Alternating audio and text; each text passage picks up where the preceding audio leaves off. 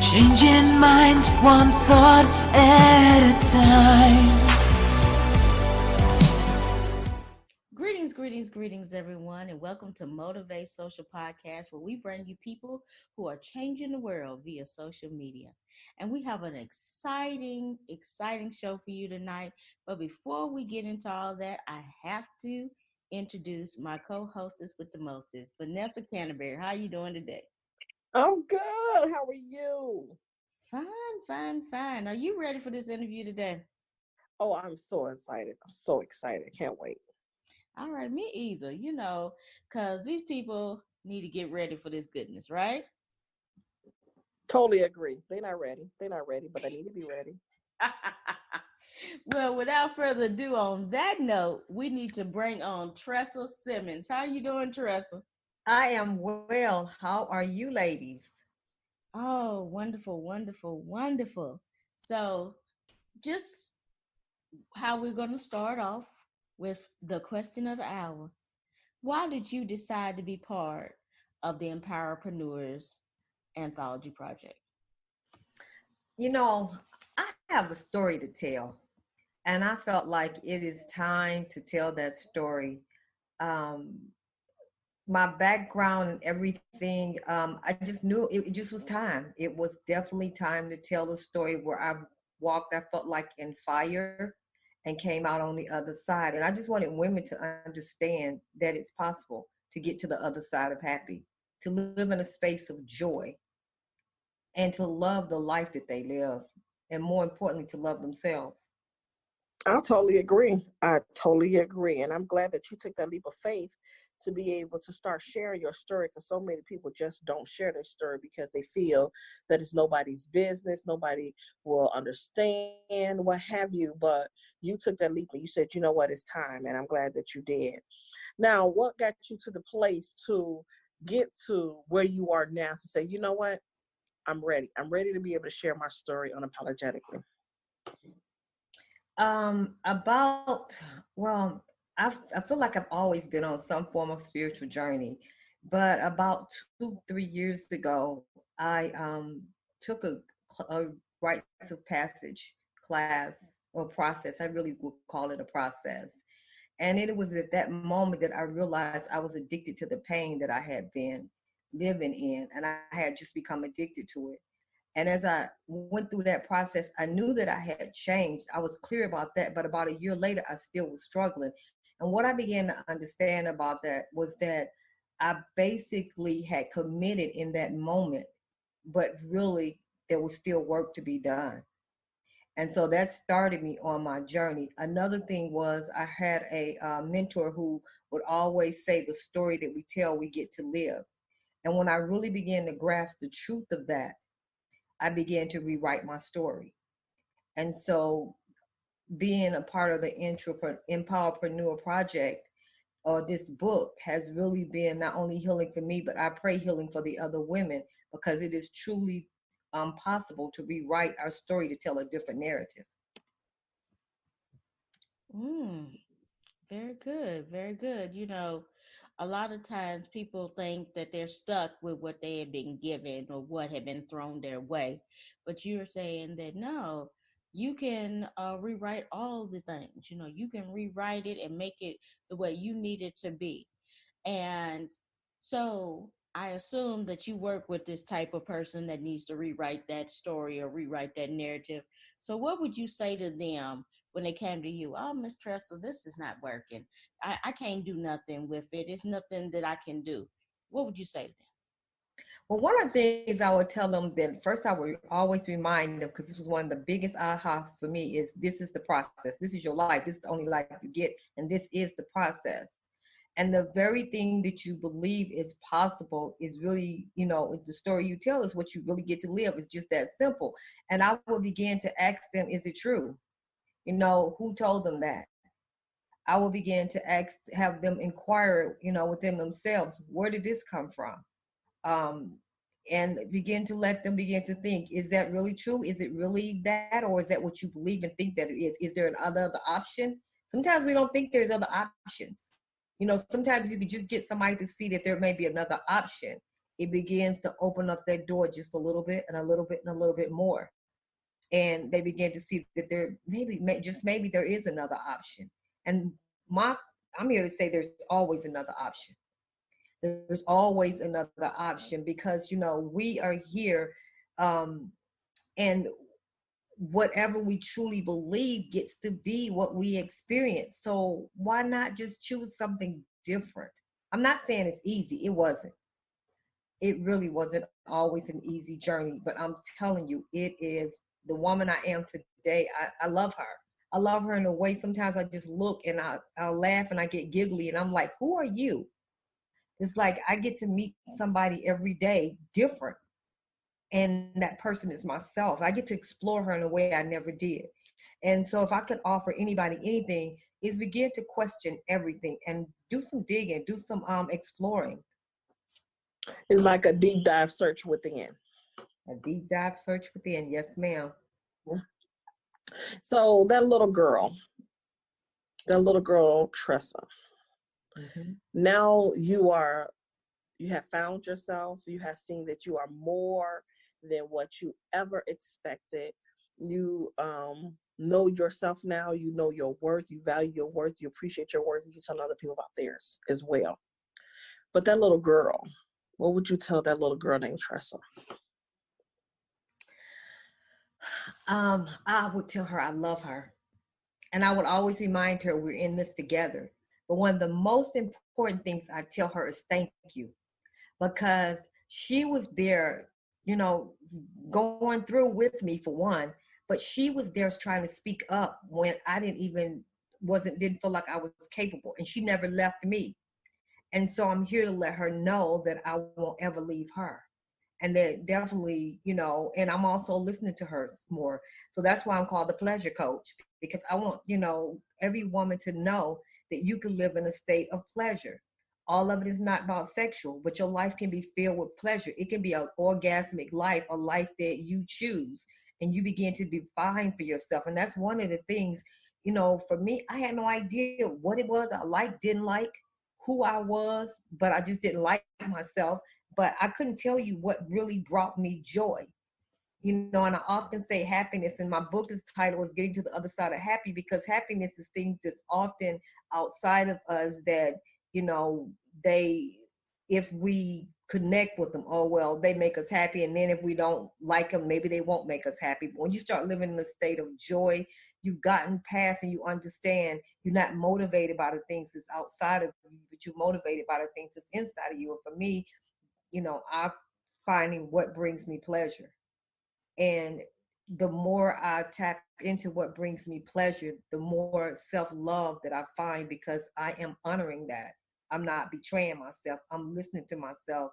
And I'm, like you said, starting to understand my value. Wow, starting to understand your value. That is a great place to be, isn't it, Tresa? Wonderful place, huh? Yes, it is. It's an amazing place to be. And, as you were writing your chapter and that was unfolding, and you were seeing your journey from where you came from to where you are now, as you were flipping through the pages when you're expressing your feelings, what do you say to a person who needs to release some things, right? And because I know that they can probably hear about that in your chapter. So, what would you say to them? Um, how would you give them some examples of how to release? Well, I did a couple things. I found out that tears can be very healing. I journaled a lot. I wrote a lot. For me, I wrote poetry a lot. I also found other ways to support myself. For example, I started a book club a couple years ago. It lasted about 6 months. Now, the reason I started this book club is because I felt like I'm like 58 now, so this is probably about 53, 54, but I felt like I was older and had not gotten enough information, and I was looking for things. And I thought, oh, this would be so cool to have a group of women come together and we just work together and learn together. Well, it didn't last, it didn't work, but it didn't stop me. And I started finding ways that to give myself what I felt like I needed. And that's how some of the things came about that I'm doing now. And so that's what I did. I started digging and figuring out what it is that I love. So because I love to read, I started reading more. um, I started finding out what really worked for me or what didn't work for me. And I started honoring that. That was my way back. But that still was at times a struggle. You know, I love to blog. So when recently I blogged, it was my confusion and my chaos that saved my life. Because I'm aware that you have to go into the darkness. You have to go in, you have to tap in. And as you're going backwards and you're going inward, the very things that you covered up and you hid to go find the jewel that you are, you still have to pass through all of that. But the best thing about it is every time I keep going in and the farther I go in, I get to see the brighter. You know, I get to see myself. When I consider myself a jewel, I get to see a bigger brightness, and I'm becoming brighter and brighter and brighter, and I'm seeing more and more value. And so that would be some of the things that I would tell people to do. Find out what you love and be willing to be honest. Be willing to be honest, because it's going to take some honesty to really heal. And I also would like to tell women, I used to come from a place that they were broken. Something was wrong with them. Something was wrong with me. And I realized that's not true. Even when I journey inward, it's not journeying inward because something is wrong with me. I'm going inward so I can see this woman, this dynamic woman that I am. I'm going inward. So I'm like, who is she? More and more and more, I want to know her. I want to know who she is. And not from that place something is wrong, but there's nothing wrong. I'm learning her in a way that I never knew her before. Now, Tresa, this is me all day long. I deal with people who are too afraid to go within. They're too afraid because they're afraid of what they're going to see or what they're going to discover or what they got to deal with, what they got to face with. They're too afraid. And I'm often telling people that you will never be able to understand what's the possibilities if you don't deal with what's going on within. Where did the history come from? It just don't happen overnight. You got to this place for a reason. But in order for you to get to the other side, like the other side of happy, the other side of discovery, the other side of the best version of you, you have to be willing to go within and do the history work. That's so important. So what's one of the takeaways that you would want the reader to take away from your chapter of just understanding the importance of doing the work? One of the most important things I would want the reader, because it took me a long time to figure this out, start for yourself. You know, it's not that we don't want to help and do things for other women and, you know, or even the planet. But I found that I had gotten to a place that I broke down one day and cried, like, I don't want to do this. I don't want to help women. And I knew it wasn't that wasn't really true. But what was true, I was trying to go from a place of everybody else first. And you can only give anybody, women, men, or anybody, who you are and what you are. And when I began to say it's okay to just do what I do and be who I am for myself, the women will benefit from it. So does that mean I don't look out for them anymore? No, I love it. But here's the thing. I'm making sure that my focus is on me first. And where I thought that was selfish, I realized it's not selfish. I really cannot. And the more I began to do that for myself, the more I become clear for myself, the more I can help and be transparent for other women. My story is really a powerful story. And I won't tell it all, but my first experience was with a man was with my stepfather when I was about to turn 11. That was the first time when he touched me. And I went from a place of being in such a happy place to such a crazy place over a couple of years, because that wasn't the first man. After him, it was just like other men. So my point for saying all of that is, I had to accept a lot of things about myself in terms of it didn't have anything to do with me. And in that sense that I had to help people be responsible for who they are. But what I took on was, I'm going to fix it. I'm going to save the world, and I'm going to do this and I'm going to do that. And there was nothing wrong with that. But I started from the wrong end. I started trying to take care of everybody before I really started to understand how to take care of myself, before I really understood how all this had affected me and the way I was living my life. I was trying to do everything from the wrong way, from the wrong space. And so for me, I would just tell everyone to make sure, and particularly women, that you go in and that your work starts with you. You know, you become your own become your own mission. And after you become your mission and you begin to learn and become clear about what your mission is with yourself, then it helps you to really help someone else by just being who you are. Now, that's a powerful that's a powerful takeaway. And usually when somebody has a takeaway that powerful, they usually want to go out there and share that with others. So how are you sharing that with others? How are you helping others receive their takeaways? So one of the things was, after the book club didn't work out, it wasn't, everything has led me to one thing to another thing. So when the book club didn't work out, I started something on Facebook, a Facebook group called Conversations with a Sister. And then first it was called Community Conversations with a Meaningful Dialogue, but then I thought there was topics that we don't want everybody in. So I made it a closed group. And from there, Voices was born, and Voices stands for Voicing Our Integrity, Choices, and Expectations Successfully. It is a sacred sister group. We call it the womb, where we all come in and we learn. We have spiritual midwives, which are really teachers, male and female. They come in and help support us in our growth. Things that I have done is I had conversations with the sister, healing one conversation at a time. It was a social platform. We used Zoom, and we had conversations once or twice a month about different topics to help elevate women, including help elevate them in relationships in terms of their men. We had something one time, one of my most favorite programs that we had was sexual abuse in our men and our boys.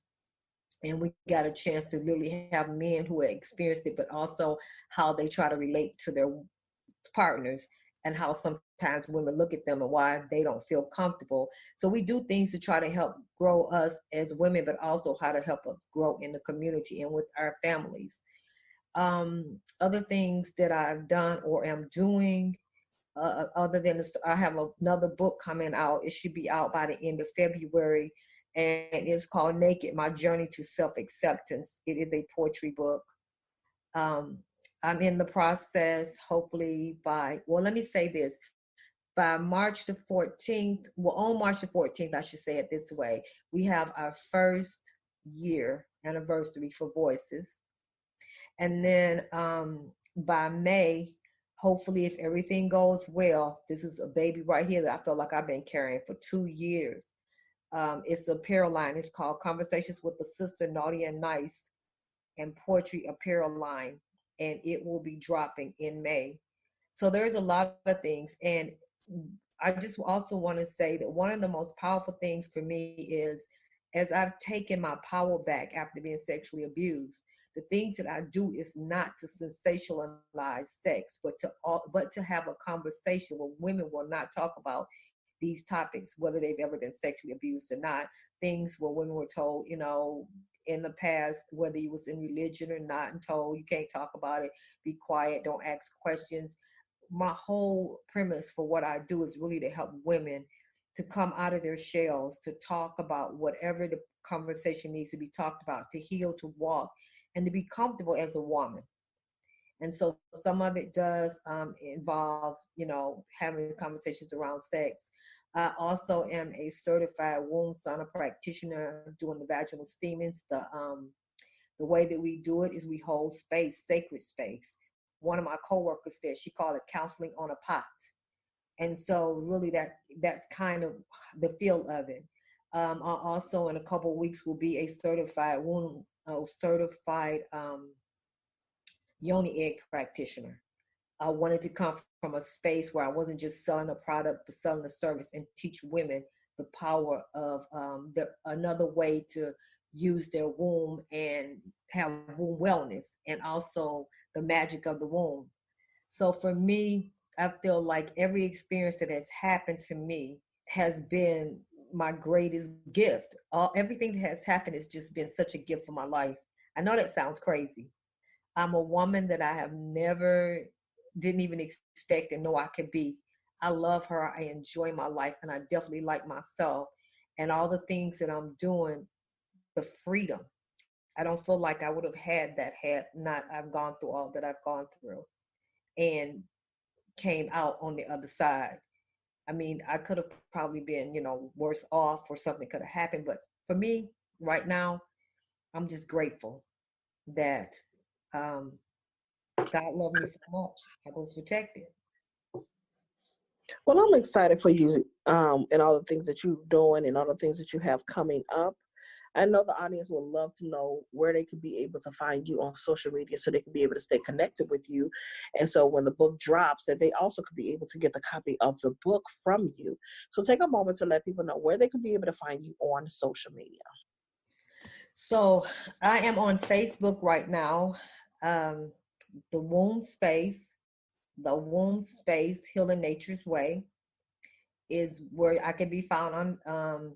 And then also I have a website that is coming up. It should be ready in about another week or so. I am working on that now diligently. The Womb Goddess on Instagram is another place that they can find me. And my contact information in terms of my phone number is also on the Womb Space. It's in that in the contact information. Wonderful, Tresa. Thank you so much for being on here today and for sharing all your wonderful gifts and wisdom. We appreciate you. Thank you for having me. It's my pleasure. And, you know, audience, please reach out to Tresa. Learn about all the things that she provides. And then when you read her chapter, reach out to her and let her know how it resonated with you and how it touched you. That's always very important to the authors, right? Yes. Yes, yes. Yes. And so I want to thank everybody today for listening to our lovely podcast. And if you want to hear more from us, you can definitely find us on Changing Minds Online on all social media handles. We're Change Minds Online without the E on Twitter, and everything else is Changing Minds Online. So thank you so much for listening. And until next time, good night, everyone. Good night. Good night. Have a good one.